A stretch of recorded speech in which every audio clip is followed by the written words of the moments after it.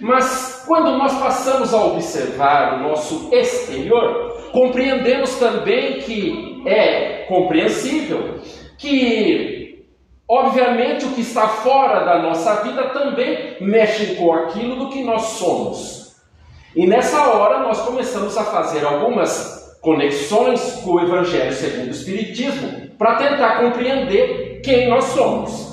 Se formos para o capítulo 3 deste mesmo livro citado, nós vemos uma passagem que Jesus fala algo mais ou menos assim: há muitas moradas na casa do meu Pai. E para entender o significado disso, já que Jesus é o nosso modelo e guia, nós precisamos adentrar com uma certa profundidade naquilo que ele dizia. Porque uma pequena sentença proferida por Jesus tem muito peso. Tem muito peso porque é carregada de muita informação. E muita reflexão é necessária da nossa parte para que nós adentremos as palavras. Quando Jesus fala isso, nós compreendemos que no dissecar do texto e até do capítulo contido neste livro, nós observamos que os mundos em si, eles progridem. Mas progridem porque as criaturas que vivenciam suas experiências reencarnatórias, no nosso caso, nestes mesmos mundos, também estão num processo de evolução, aprendendo por meio das experiências, dos erros, dos acertos e até daquelas escolhas que são conhecidas como as escolhas do nosso livre-arbítrio. E à medida que nós vivenciamos essas experiências, passamos a colher o resultado das nossas próprias escolhas. Se nós nos comportamos de uma maneira mal, obviamente, teremos a consequência daquilo que plantamos. E se nos comportarmos segundo as leis divinas, ou no bem, nós teremos equivalência na colheita desta mesma plantação. Mas observar que a Terra em si é um planeta conhecido como de provas e de expiações, é compreender também na classificação dos mundos que o nosso mundo ainda é um tanto quanto primitivo, mas já deixou de ser o chamado mundo primitivo, entrando nessa segunda escala de provas e de expiações. E nós entendemos muito claramente o que é um mundo de provas e de expiações. Porque a nossa vida é cheia de desafios, é cheia de complicações, é cheia de problemas, mas também podemos observar certas características que não são essas necessariamente as quais nós vivenciamos na individualidade. Características que vivemos na coletividade. Um mundo de provas e de expiações possuem as suas características ainda boas, como o desenvolvimento tecnológico, o desenvolvimento da internet, os aviões que nos levam de um continente a outro, encurtando as distâncias, o envio dos satélites para o exterior do nosso globo terrestre, para que as informações sejam transmitidas por meio da internet em todos os cantos do mundo, é um processo resultado do desenvolvimento intelectual de quem ainda está aqui. E para nós é um fenômeno compreender essas coisas. Para mim, eu até me assusto, porque eu sou de uma geração que pegou o advento e o surgimento da internet. Quem de nós não tinha aquela atividade que após a meia-noite conectava na internet, ainda com um telefone de pulso?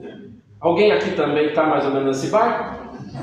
Só os novinhos que não sabem nem o que é, né? Telefone de pulso, aquele telefone cinza que parece que a gente tem uma manivela, né? E nós ficamos impressionados, coisa maravilhosa. E hoje, nós com o celular, com o desenvolvimento da intelectualidade da humanidade, nós temos hoje o acesso a bancos, o acesso a quaisquer dados, o acesso a conversar com uma pessoa no outro lado do planeta no mesmo segundo. E essa é a maravilha. Mas temos também ainda um lado que não é um tanto quanto bom, como nós poderíamos dizer, que seriam as características negativas das pessoas que moram aqui. Na coletividade ou na somatória dos nossos pensamentos, o nosso mundo ainda tem um predomínio ainda muito das maldades, ou seja, da ausência do bem. Poderíamos citar as desigualdades sociais, de pessoas que não têm o que comer num dia e não sabem o que comerão no dia seguinte, mas pessoas também que possuem uma quantidade de riqueza tão grande que mesmo que se escolhessem gastá-la todos os dias ao seu bel prazer para o atendimento das suas necessidades materiais,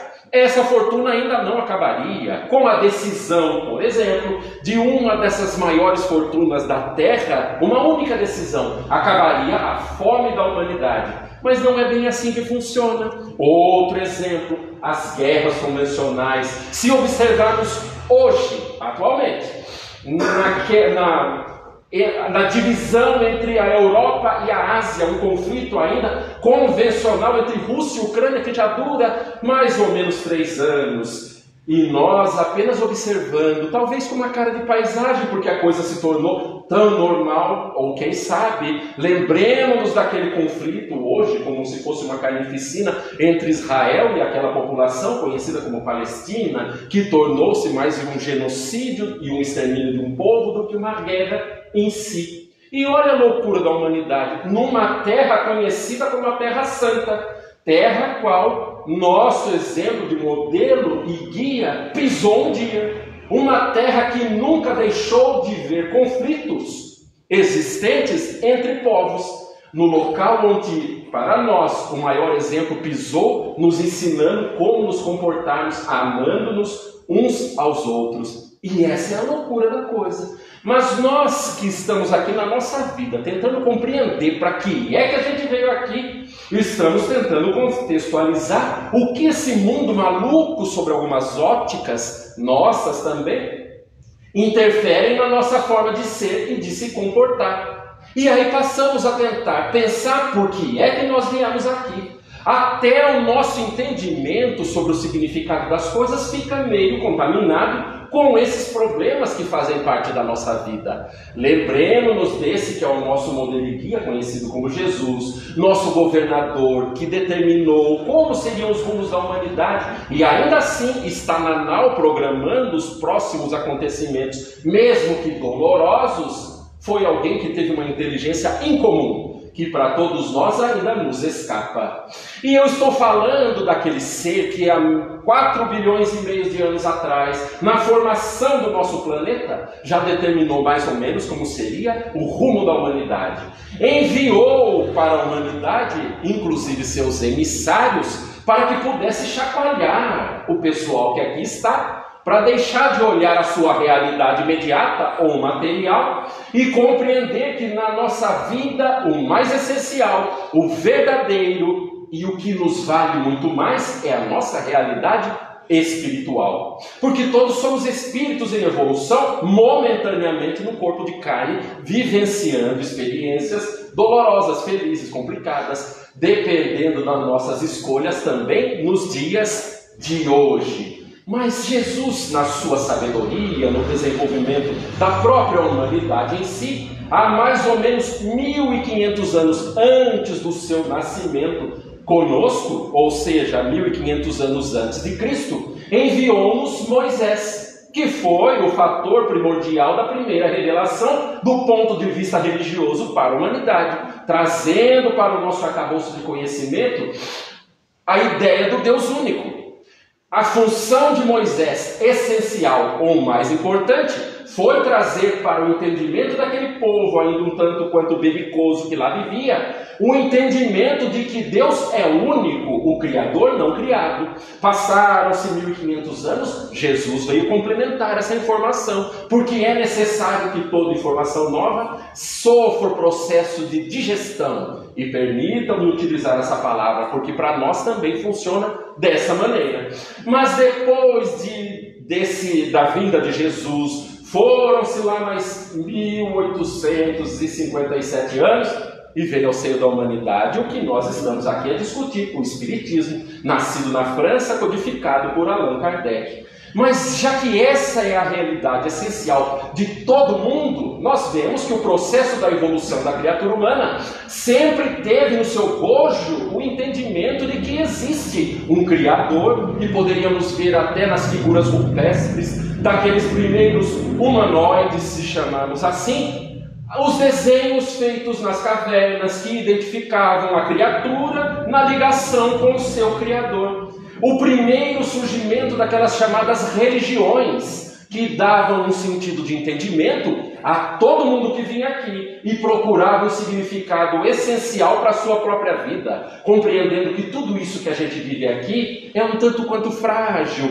mas nós ainda hoje nos agarramos com todas as forças para as nossas necessidades imediatas materiais, compreendendo que a ligação com algo diferente, com algo divino, depende do nosso nível de maturidade, do nosso nível de consciência e de entendimento sobre o significado da própria vida.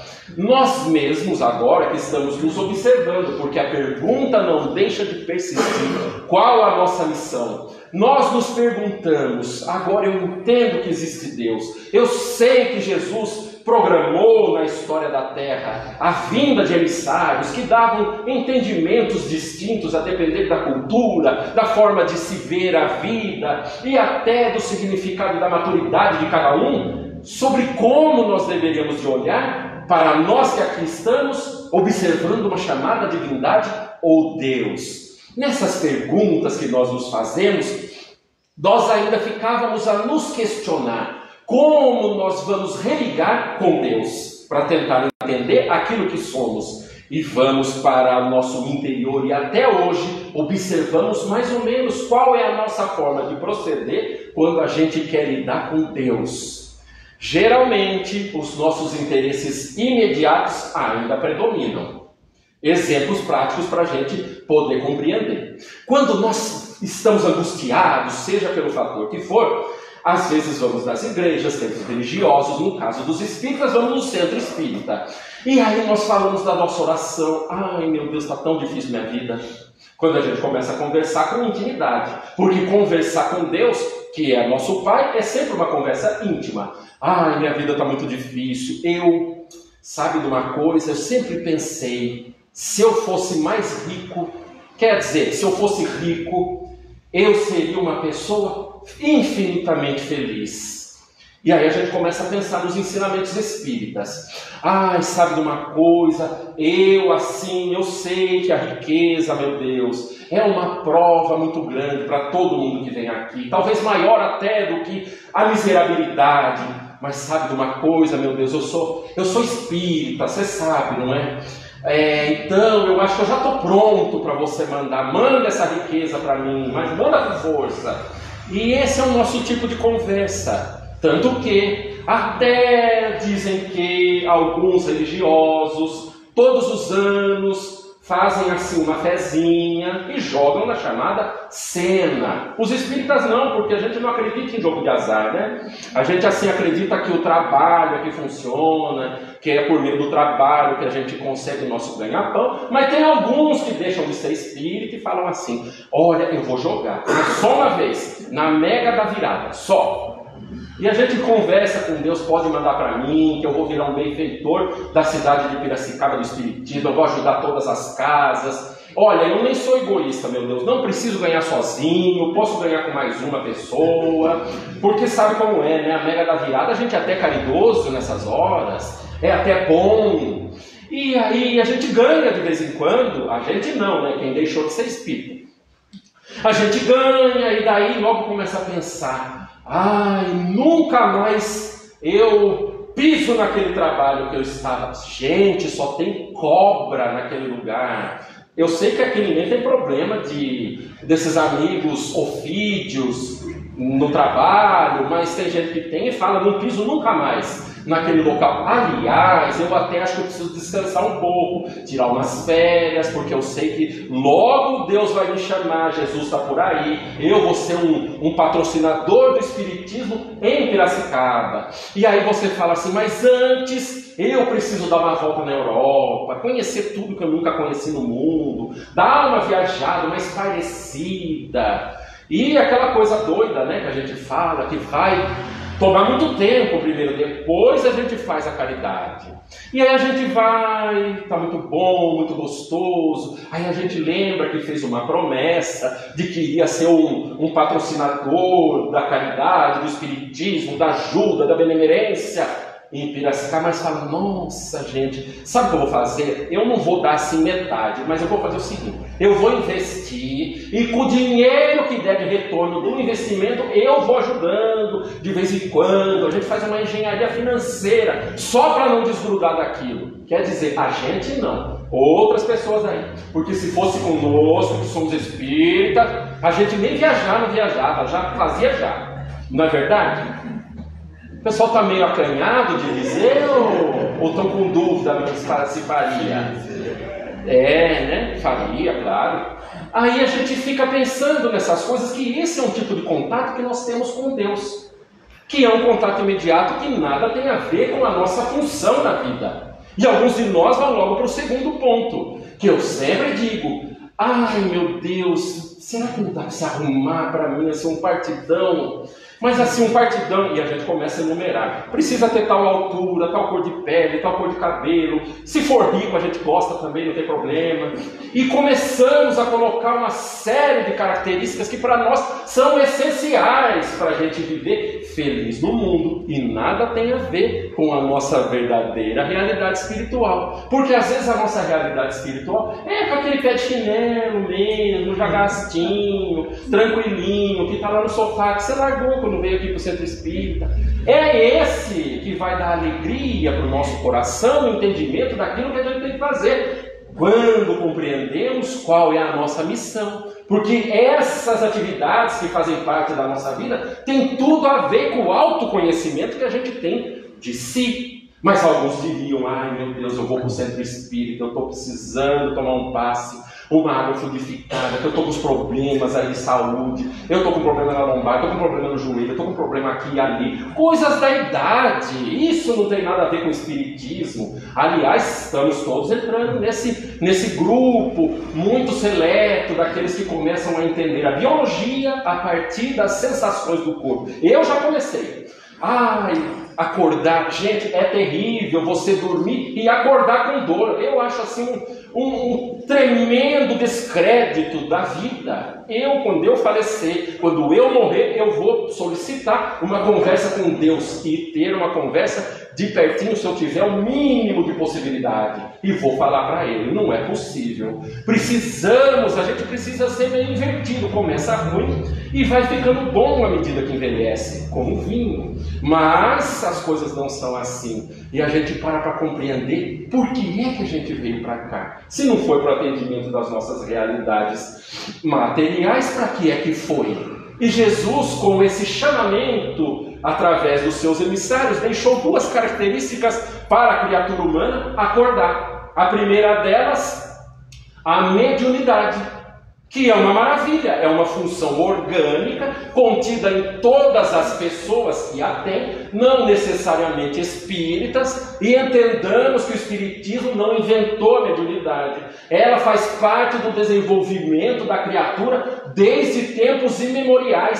Se puxarmos da história, nós sabemos sobre as pitonisas, sobre os processos, sobre os profetas, sobre todas essas pessoas que traziam os chamados visões do futuro, que faziam parte do entretenimento, muitas das vezes, lá no passado. E o Espiritismo veio trazer um contexto educativo e diretivo sobre como a mediunidade deveria de ser utilizada de uma maneira cristã ou santa. E aí nós ficamos a compreender que esse é um processo que dava, mais ou menos, na média, um entendimento para a humanidade de que a vida continua. Porque a pessoa vê alguém que já foi, de duas uma, ou acha que é louco, ou compreende que tem mediunidade. E quem de nós não teve uma mediunidade séria? E quando começou a se questionar sobre as informações que estavam dentro da sua própria cabeça, e começou a se achar louco. Mas essas coisas que eu estou pensando, não é possível. Será que eu estou ficando louco? Essas atividades de quem tem uma certa, que zela pelo compromisso de andar numa linha dizendo a verdade. Porque parece às vezes mistificação, parece que a gente está inventando, parece coisa assim da nossa cabeça. Mas também nós podemos dizer que, além da mediunidade, Deus nos deu a possibilidade de entender que estamos no processo de aprendizado por meio de um dos pilares, que é os pilares do Espiritismo, a chamada reencarnação. Nós que temos experiências atrás de experiências, vivenciando a nossa vida através dessas possibilidades, através da vida e da morte, voltando e revoltando para cá, vivenciamos compreendendo que cada experiência que a gente tem aqui é uma possibilidade de se melhorar, através dos nossos erros, através dos nossos acertos e através das correções que a própria vida nos aplica. Mas entender que isso faz parte de um sentido de acordamento para todos nós, através da reflexão psicológica de que só pode ser assim, mas também através da prova viva, através desse descortinamento da mediunidade. Mas independente disso, Jesus foi muito sábio, porque dentro desse contexto de desenvolvimento da própria criatura humana, algumas coisas ficaram no lugar a depender da cultura dos povos. E o que eu quero dizer? Para todas as pessoas existe um sentimento inato de que Deus existe. E compreender a existência de Deus é apenas compreender que nós não somos os únicos que estamos aqui. Somos essas criaturas criadas em direção à amorosidade e à perfeição divinas. Mas todos os povos tiveram uma interpretação distinta de como enxergar a chamada divindade. Tanto que, se olharmos para o passado da nossa memória, na história dos nossos antepassados, nós vemos que há populações que observavam e criam que havia apenas nenhum Deus. Por exemplo, os budistas. No caso da religião budista, não há um entendimento de que existe uma figura caracterizada como Deus. Nós, depois que morremos, nós vamos para a chamada bacia das almas, local ao qual a gente saiu quando veio para cá, e retornamos depois das nossas experiências. Mas existem religiões também que dizem que nós temos como existência de Deus um Deus único, como o cristianismo, o judaísmo, o catolicismo, o protestantismo, o espiritismo também. E para nós compreendemos com uma certa facilidade, porque essa é a nossa forma de ver. Mas existem também os vários deuses, que seriam o entendimento das chamadas religiões não teístas, ou aquelas que possuíam vários deuses. Por exemplo, os deuses da Grécia, o Olimpo, Zeus, e por aí vai. Vemos também os deuses do Antigo Egito, que são um exemplo muito claro de como nós podemos observar a existência desse tipo de conceito. Mas também na nossa atualidade, uma segunda classificação que dá um entendimento muito bom sobre como nós nos olhamos é que existem religiões não reencarnacionistas e religiões reencarnacionistas. Do ponto de vista até cristão. Aí nós falamos, poxa vida, as não reencarnacionistas, o que dizem sobre o que acontece conosco depois que a gente morre? Algumas dizem que a gente dorme até o dia do juízo final, que é o dia em que seremos avaliados para saber se a gente vai para o céu de delícias ou para o inferno eterno. E existe até, no caso, o catolicismo, que criou um terceiro termo aí para todos nós entrarmos tranquilo na vida espiritual, né, que é o purgatório. Com certeza, se existir, todos nós estaremos lá. A gente passa uma temporadinha e depois vai para o lugar bom. E fica tranquilo, porque ser perfeito nesse período de tempo em que a gente dá-se conta de que é alguém mais ou menos na metade do caminho, comigo foi assim. Gente, façam uma avaliação. Se quando a gente se dá conta de que deve fazer alguma coisa na vida, que tem responsabilidades mais sérias para empreender na sua própria vida, a gente olha para trás, já foi mais da metade.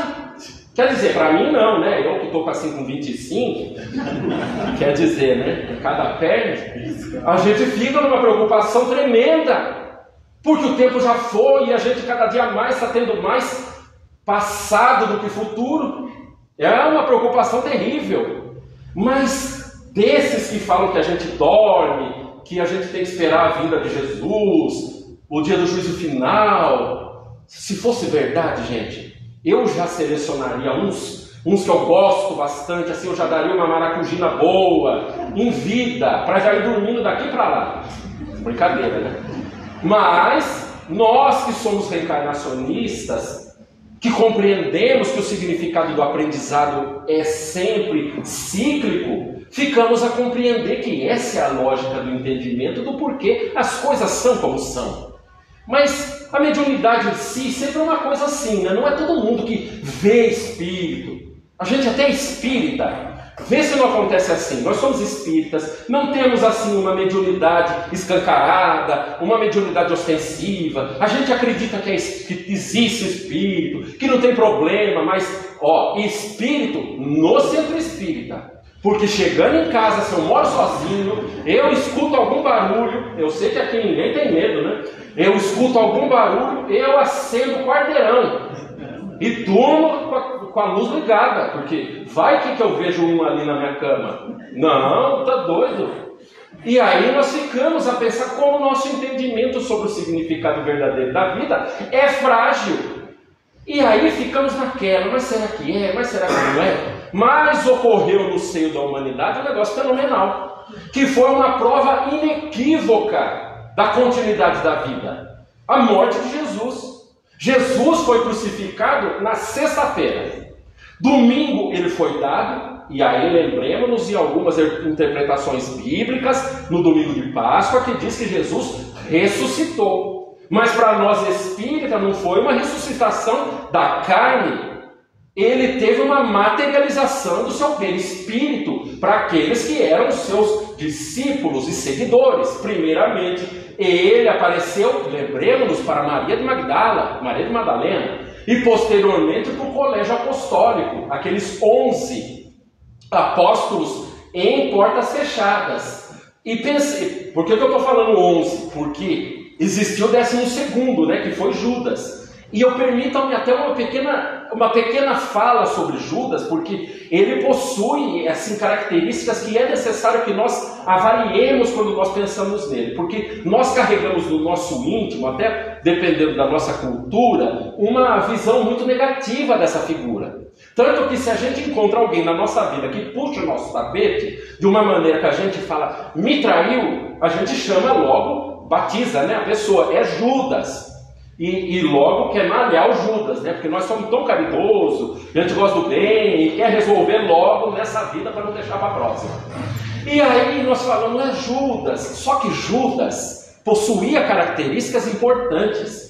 Era o mais intelectualizado, era judeu, ele possuía a capacidade de administrar os recursos financeiros do colégio apostólico, mas ele possuía intimamente assim, uma gana de que a coisa funcionasse logo. Tinha que ir rapidinho. Ele achava Jesus assim, muito devagarzão. Né? E por favor, ele não vai sair do centro e falar que olha, lá no Evangelho, Judas falava que Jesus era devagarzão. Não é uma licença poética minha, hein? Pelo amor de Deus. E Jesus, ele olhava Jesus e Jesus falava, eu vou trazer o reino de Deus aqui para a terra, o reino dos céus, nós vamos implantar isso na humanidade, vai ser uma maravilha. E Judas ficava escutando aquilo, mas ele logo pensou, eu vou dar um jeitinho, eu vou vender Jesus, quando eu vender ele vai chamar os anjos, arcanjos, querubim, vai voltar para quebrar e vai colocar o Império Romano. E lembremos-nos do ponto de vista político, o Império Romano dominava tudo, e todas as terras dominadas eram colocadas sob o jugo de impostos muito altos. Então todo mundo tinha que pagar. A reclamação de impostos já vinha desde lá. E nós ainda estamos até hoje reclamando dos chamados impostos. Não, é que o brasileiro nunca reclama. Porque a gente paga, a gente vê o retorno dos nossos recursos financeiros, por meio do que esses governantes maravilhosos que a gente ama também, mandam para a gente, trabalham em prol da população que aqui está. Como é bom, né, ser espírita, entender a felicidade de se viver assim. Eu também agradeço, coloco todo dia na minha oração essa gente. E aí a gente começa a pensar que naquela época acontecia aquilo, e Judas, obviamente, jogou uma casca de banana para ele mesmo, entregou Jesus, depois que deu aquele problema de que capturaram-no e o levaram para a crucificação, ele deu-se conta da patinada que ele deu. E tamanho foi o remorso que ele foi e se suicidou, se enforcou.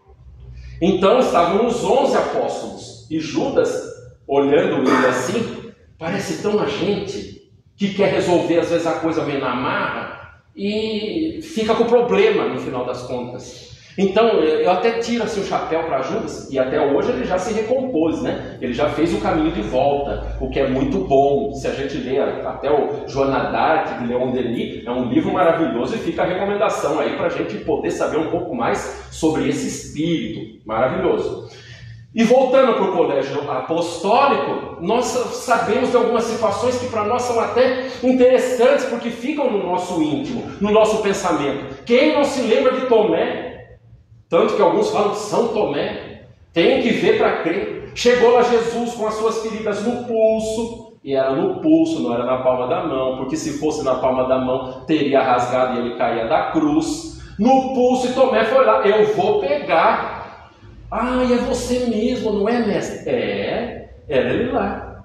Só que todo o colégio apostólico naquela época era muito assim tímido, porque não sabia muito bem. Jesus falava de um reino dos céus, mas assim, acreditar mesmo que a coisa funcionava é diferente, até a aparição dele. Lembremos-nos da postura de Pedro, até antes de Jesus morrer, que Jesus falou: Pedro, tu vais me negar 3 vezes antes do galo cantar. Aí vinha um centurião, vinha um legionário, perguntava: quem é esse daí? Você conhece Jesus? Eu, Jesus, nunca vi, não sei nem quem é.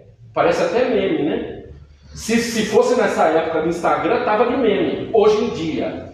E não é tão parecido com a gente. Deixa eu dar um exemplo aqui para a gente saber. Quando a gente está num círculo social, a gente sai com amigos, alguns que a gente está conhecendo, assim, meio que de começo. Aí o pessoal cai naquela pergunta que para todo espírita é terrível. Se o espírita for um espírita assim, mais ou menos espírita.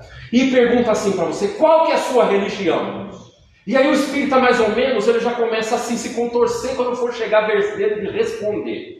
E ele começa, quer dizer, assim, eu acredito em Deus, né? Porque é uma coisa que serve para qualquer resposta. Quer dizer, eu sou espiritualista. E se fala que é espírita, fala assim, eu sou espírita. Fala assim, bem baixinho. Porque vai que alguém do outro lado escuta, arrepia, né? A gente fica com medo, né? Que as pessoas falam, é espírita, e quando na verdade nós deveríamos de ter uma postura de dizer, eu sou espírita, e que arrepie mesmo, sem problema nenhum, pode tremer e ligar. E aí nós pensamos, aí vem a segunda pergunta, que é terrível também, mas você é espírita de mesa branca? E eu tenho uma personalidade assim meio brincalhona, como é muito natural, eu já olho assim, quer dizer, no meu centro lá a mesa é meio marrom, mas não é branca, outros são cinza, azul, e assim vai. E nós ficamos com essa fragilidade que é muito natural da nossa vida. Mas os apóstolos que perceberam que a vida continuava, mudaram totalmente de comportamento nessa hora. Tem vida, Jesus está aí, está vivo e aparecendo para nós. Então a gente tem que se comportar de uma maneira diferente dessa que a gente se comportou até agora. Ainda tímido, com medo, não, entregue-se. E todos eles começaram a se entregar. Lembremos-nos que todo o colégio apostólico, quase todos morreram por meio de martírios. Um foi pregado na cruz, o outro foi degolado, outro cavalo puxou. E a gente vê que só um passou incólume, quase centenário, que era João, que nessa época ainda era muito meninote, né? Ficou com Maria. E depois a gente entra, e não vamos esticar a conversa para esse lado. E aí nós ficamos a pensar no significado dessas coisas, porque os cristãos começaram a ir felizes para os chamados circos romanos, que eram aquelas arenas em que soltavam os animais com fome comiam as pessoas vivas, aquela coisa que divertia aquele povo daquela época, e talvez divertisse hoje também alguns. Só que eles iam felizes, e começavam uma diferença de pensamento, porque impressionava a camada política dominante, os romanos. E os romanos diziam, olha, nós somos um povo acima de todos. E os cristãos diziam, não, todos somos irmãos. Vocês, igualmente como nós, somos irmãos e filhos do mesmo Pai. Aí os romanos diziam, não, nosso imperador é uma divindade. E os cristãos diziam, não existem divindades encarnadas. Todos somos iguais momentaneamente em posições distintas. E aí começa a dar aqueles atritos. Porque também os romanos diziam, olha, nós temos nossos vários deuses que nos protegem muito mais. E os cristãos diziam, negativo, apenas o Deus único, que é Yahvé, ou chamado Deus, que é o nosso Pai Criador não criado. E aí começavam-se a criar as animosidades entre as pessoas que pensavam de uma maneira diferente das outras. E toda vez que alguém pensa diferente, que a gente tem que conviver, dá problema. Dava problema lá atrás, dá problema ainda hoje. Tamanha a nossa ignorância e falta de maturidade. Estou falando besteira? Vamos recuar aqui uns 4 ou 5 anos da nossa data atual. Famílias que brigavam umas com as outras apenas por uma escolha política. E problemas que duram até hoje, se a gente vê. Tamanha nossa falta de capacidade de identificar que nós ainda somos seres que, por vezes, ainda somos bem doentes. Às vezes brigar com pessoas que são da nossa família corporal, que necessitam do nosso entendimento, da nossa amorosidade por causa de pessoas que nem sabem que a gente existe. É uma loucura da nossa parte. Mas quando a gente se dá conta que essas coisas acontecem e os problemas entre os relacionamentos fazem com que nós encontremos vidas compatíveis com aquilo que a gente é, aí a gente presta atenção na nossa vida. Porque Deus criou um negócio muito legal para todos nós. Primeiro, une-se as criaturas pelo amor. Pense na pessoa que você mais ama. Essa pessoa, se tiver um amor correspondente ao seu, vocês estarão ligados pelo resto das suas vidas, sendo que a vida não tem resto. Estarão ligados pelos infinitos tempos existentes, através da amorosidade, da bem-querença, porque a divindade possibilitou isso. O amor une as pessoas. Mas também, aí eu vou ter que falar uma coisa muito boa. Tem outra coisa que também une as pessoas, eu acho que mais ainda do que o amor. Alguns já estão até ansiosos, né? Eu quero saber, porque tem uma pessoa que eu guardo no coração que eu quero unir, é hoje. O ódio. Então, se tem alguém aí que você odeia, quer dizer, espírita não odeia, né? A gente fala assim, eu sei, eu já perdoei, eu não tenho problema nenhum com ninguém, mas eu não quero ver pintado nem de ouro na minha frente. Pode ficar tranquilo que Deus vai colocar na próxima vida essa pessoa dentro da sua casa. Então não é bom negócio odiar. Você está começando até a pensar naquele que você largou lá em casa para vir para o seu espírita, né? Não tem problema, nós já vamos falar sobre ele. Quando nós pensamos no significado disso, nós vemos que quando a gente faz mal para alguém, geralmente Deus coloca perto da gente para a gente acertar. O que é muito bom. Sabe aquela coisa que a gente, aqueles apaixonamentos assim que a gente vê e fala, meu Deus, é ele ou é ela. É meu príncipe encantado. Que coisa maravilhosa, Deus mandou para mim. E você fica com aquela coisa que você nem enxerga mais. Passa 2 semanas já está noivo, mais 2 semanas já casou. E você bate. Sempre casamento é um negócio curioso, né? Porque sempre existe um batismo. Quando existe uma união de corpos, assim na nossa lei da sociedade. Né? Tanto que antigamente a mulher herdava o nome do marido, né? O sobrenome. Nem sei como que funciona hoje, né? Porque hoje está tão diferente, né? Tão moderno, que vai que. E aí herdava, mudava o nome, né? E é engraçado, porque depois a gente fala, nossa, que coisa maravilhosa. Aí passava 1 mês, 1 ano, 2 anos... O negócio já não estava ficando tão bom, já estava meio difícil, meio complicado. E aí você fala, meu Deus do céu, eu acho que alguém trocou.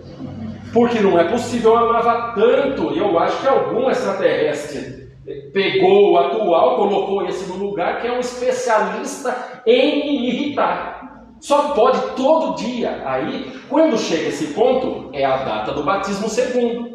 Quando você vira espírita, você chama de obsessor de estimação. Está dentro de casa, a gente gosta, sabe tratar, alimenta. É uma maravilha. É de estimação. Mas eu sei que aqui ninguém tem. Veja lá, né? Tá que nem o espírita da mesa branca, né? Mas tudo bem, a gente fica naquela felicidade e compreende que a divindade faz isso para que a gente dilua esse ódio que a gente carrega. Só que quando são ódios para muita gente, para grupos, por exemplo, romanos e cristãos, no nosso povo, por exemplo, racismo, é terrível, é uma chaga da humanidade. Para o nosso povo, para a nossa história, é uma chaga. Em 1888 foi a abolição da escravatura aqui. Se nós pensarmos, nossos bisavós conviveram com a época da existência do escravo, é ontem. E nós ficamos a pensar que isso é uma chaga da humanidade. E que nós precisamos corrigir, como povo também. E no caso, os romanos que começaram a odiar os chamados cristãos, ou os recém-convertidos da Boa Nova, a divindade também começou a programar essa diluição dos ódios. Então começou a nascer romano no núcleo cristão.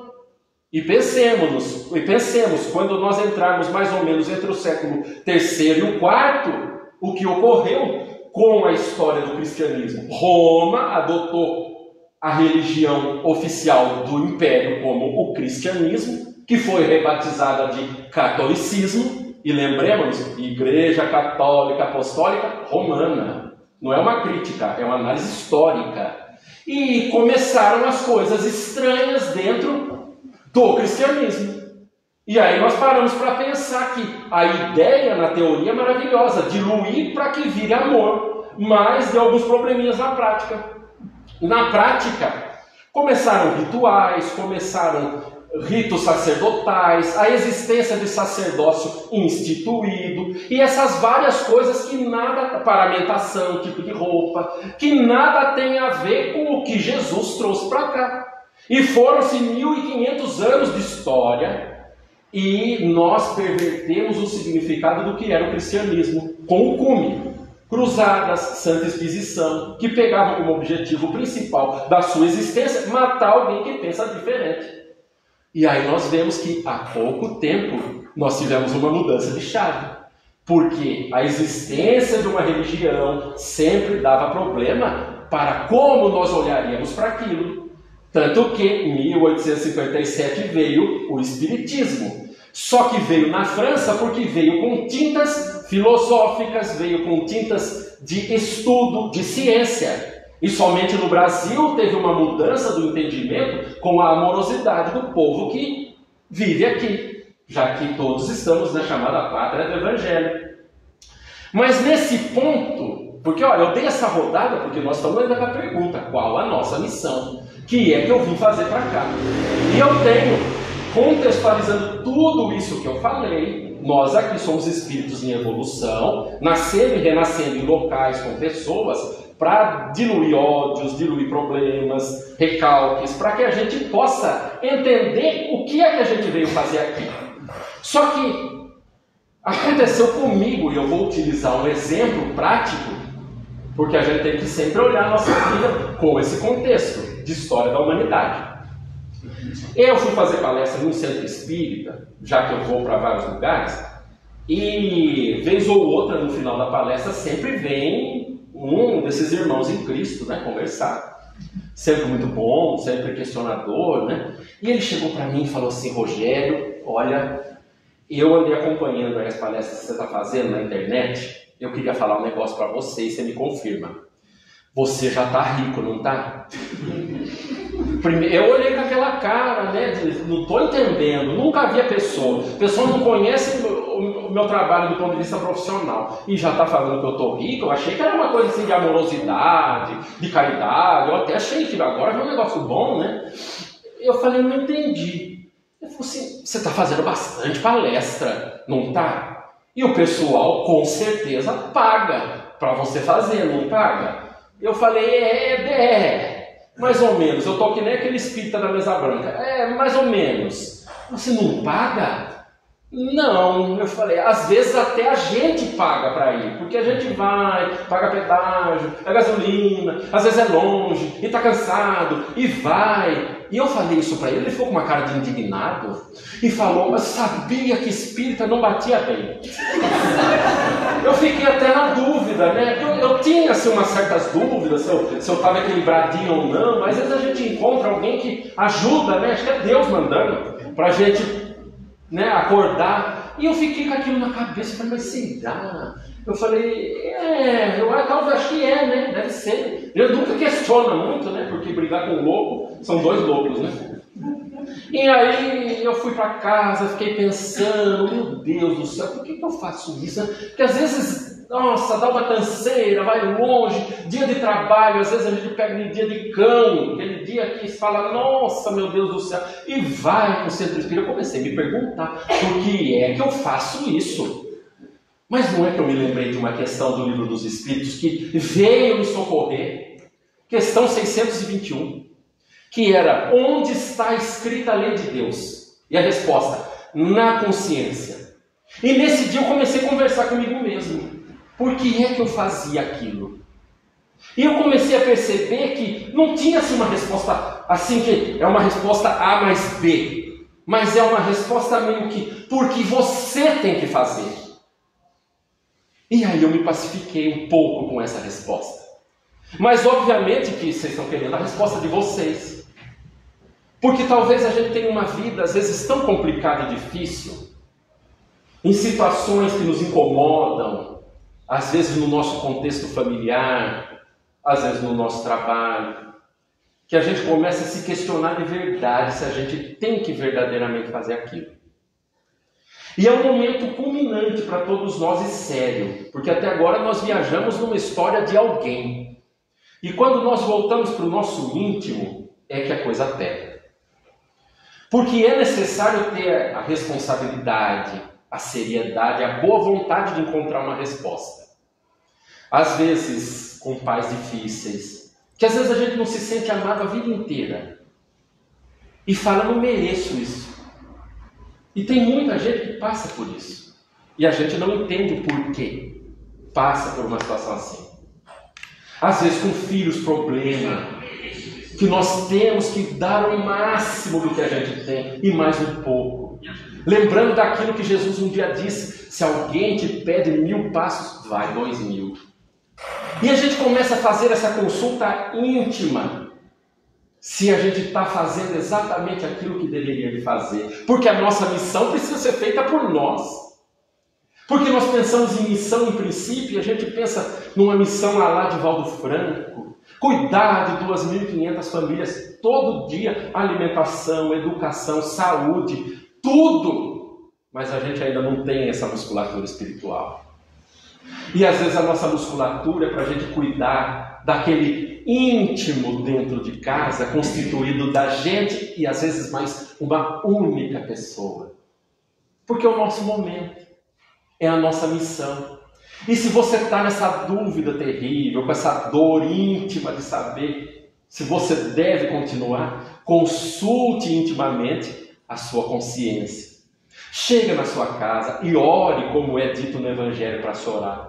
Feche no seu quarto e ore. E não é orar, Pai nosso que estás no céu. Não.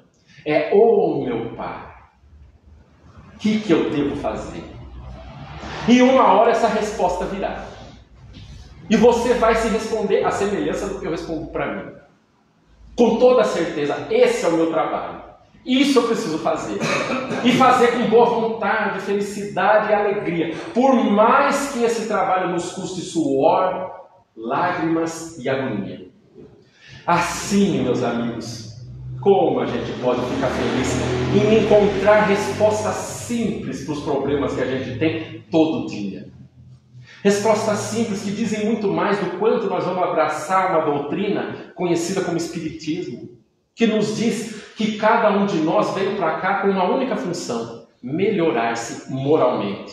Todos nós. E se você está nesse caminho, lembre-se, todo sofrimento tem hora para acabar. E esse sofrimento que você está sentindo agora vai passar. com a felicidade, da mesma maneira que todos os outros sofrimentos um dia passaram também. E, gente, eu fico assim, quando a gente chega no fim, num misto de alegria e um misto também de agonia, porque eu olho esse relógio e ele não para.